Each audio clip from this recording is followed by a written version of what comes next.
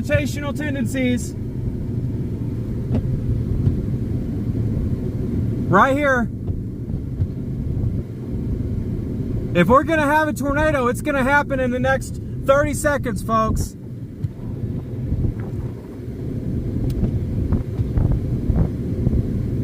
All right, we got the finger of death right there is what I like to call that. That's the finger of death.